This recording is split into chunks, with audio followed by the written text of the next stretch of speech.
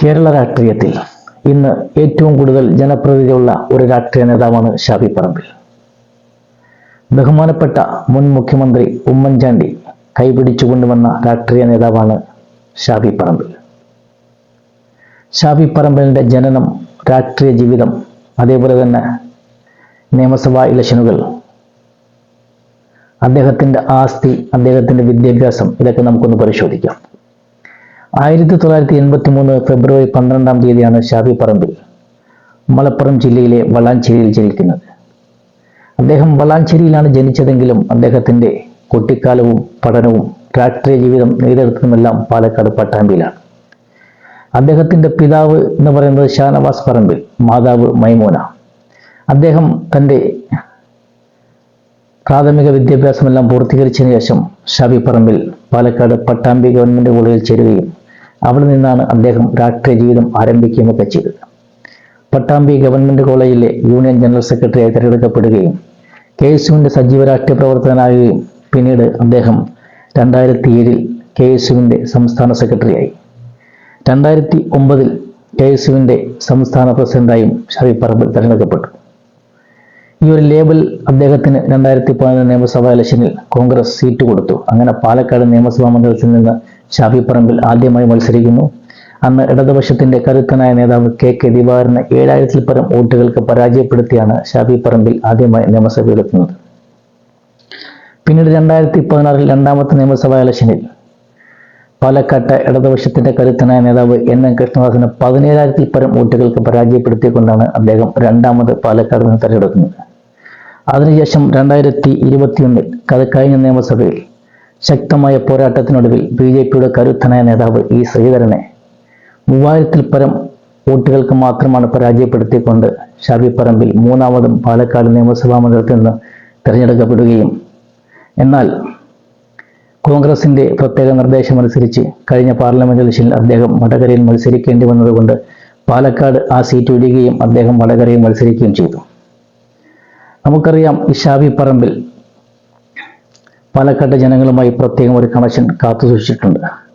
അവിടുത്തെ അഗ്രഹാരങ്ങളിൽ പോലും അദ്ദേഹത്തിന് പ്രത്യേകമായ ഒരു സ്വീകാര്യത ഉണ്ടായിരുന്നു. അദ്ദേഹം പാലക്കാട് വിട്ടുപോയപ്പോൾ അവിടുത്തെ ജനങ്ങൾ അദ്ദേഹത്തിന് നൽകിയ ആ ഊഷ്മളമായ യാത്രയയപ്പ്, ആ വികാരപരമായ യാത്രയയപ്പ് കേരളം മുഴുവൻ കണ്ടതാണ്. അതേപോലെ തന്നെ പ്രത്യേകമായ ജനങ്ങളെ കയ്യിലെടുക്കുവാൻ അദ്ദേഹത്തിന് പ്രത്യേകമായ കഴിവുകളുണ്ട്.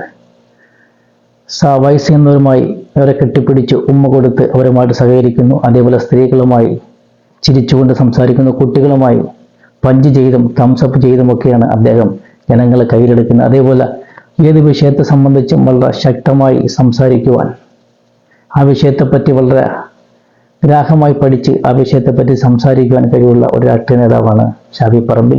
അതേപോലെ പത്രക്കാരുടെ ചോദ്യങ്ങൾക്ക് മുമ്പിൽ പതറാതെ അദ്ദേഹം മറുപടി നൽകുന്നു. ഇംഗ്ലീഷ് വളരെ ശക്തമായി കൈകാര്യം ചെയ്യാൻ കഴിവുള്ള ഒരു രാഷ്ട്രീയ നേതാവ് കൂടിയാണ് ഷാഫി പറമ്പിൽ. അദ്ദേഹം തന്ത്രങ്ങൾ കൂടി അറിയാവുന്ന ഒരു രാഷ്ട്രീയ നേതാവാണ്. നമുക്കറിയാം, വടകരയിൽ മത്സരിക്കാൻ ചെല്ലുമ്പോൾ അവിടെ ഇടതുപക്ഷത്തിന്റെ സ്ഥാനാർത്ഥി ടീച്ചറമ്മ, അതിനെ പൊളിച്ചടക്കി കൊടുത്തത് ഞാൻ കണ്ട ടീച്ചറമ്മ അത് TP ചന്ദ്രശേഖരന്റെ മൃതശരീരത്തിൽ തൊട്ട് ഇത് എൻ്റെ മകനല്ല എന്ന് പറഞ്ഞ ടീച്ചറാണ്, എൻ്റെ ടീച്ചറമ്മ എന്ന് പറഞ്ഞുകൊണ്ട് അതിനെ പൊളിച്ചടക്കിയ ഒരു രാഷ്ട്രീയ നേതാവാണ്. തന്ത്രങ്ങൾ കൂടി അറിയാവുന്ന രാഷ്ട്രീയ നേതാവാണ് ഷാഫി പറമ്പിൽ. ഈ ഷാഫി പറമ്പിലിൻ്റെ 2021 നിയമസഭാ ഇലക്ഷനിൽ കൊടുത്ത സത്യവാങ്മൂലം അദ്ദേഹത്തിന് ആസ്തികളുണ്ട്. ആ ആസ്തികൾ നമുക്കൊന്ന് പരിശോധിക്കാം. ഷാഫി പറമ്പിലിൻ്റെ വിദ്യാഭ്യാസ യോഗ്യത എന്ന് പറയുന്നത് അദ്ദേഹം MBA-കാരനാണ്. 2021 ആ സത്യവാങ്മൂലം കൊടുത്തിരിക്കുന്ന വിവരമനുസരിച്ച് ഷാഫി പറമ്പിലിൻ്റെ ആസ്തി എന്ന് പറയുന്നത് 56,21,410 രൂപയാണ് ഷാഫി പറമ്പിലിൻ്റെ ആസ്തി. 13,25,849 രൂപയുടെ ബാധ്യതകളും ഷാഫി പറമ്പിലിനുണ്ട്. അതേപോലെ തൻ്റെയും തൻ്റെ ഭാര്യയും കൂടിയുള്ള നിക്ഷേപം 33,410 രൂപയുടെ നിക്ഷേപമാണ്.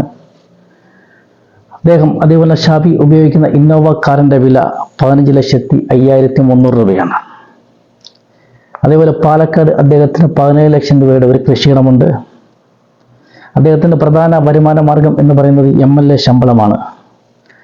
ഭാര്യ അഭിഭാഷകയാണെങ്കിലും വീട്ടമ്മയാണ് എന്നാണ് ആ സത്യവാങ്മൂലത്തിൽ കൊടുത്തിരിക്കുന്നത്. പരാജയം എങ്ങനെ കൈകാര്യം ചെയ്യാം എന്നതുപോലെ തന്നെ പ്രധാനമാണ് വിജയം എങ്ങനെ കൈകാര്യം ചെയ്യാം എന്നുള്ളത്. അത് പൊതുപ്രവർത്തകൻ, ഒരു രാഷ്ട്രീയ നേതാവിന് വേണ്ട പ്രധാന ഗുണമാണ്. എന്തു തന്നെയായാലും കേരള രാഷ്ട്രീയത്തിൽ നല്ലൊരു ഭാവി ഷാഫി പറമ്പിലിന് ഉണ്ടാകട്ടെ എന്ന് മാത്രം പ്രത്യാശിക്കുന്നു. നിങ്ങളുടെ അഭിപ്രായത്തിൽ ആരാണ് കേരളത്തിൽ ഏറ്റവും ജനപ്രതിനിധിയുള്ള രാഷ്ട്രീയ നേതാവ്, അല്ലെങ്കിൽ നിങ്ങൾ ഇഷ്ടപ്പെടുന്ന ഏറ്റവും മികച്ച രാഷ്ട്രീയ നേതാവ് ആരാണ് എന്ന് നിങ്ങൾ ഈ വീഡിയോയ്ക്ക് താഴെ കമൻറ്റ് ചെയ്യുക.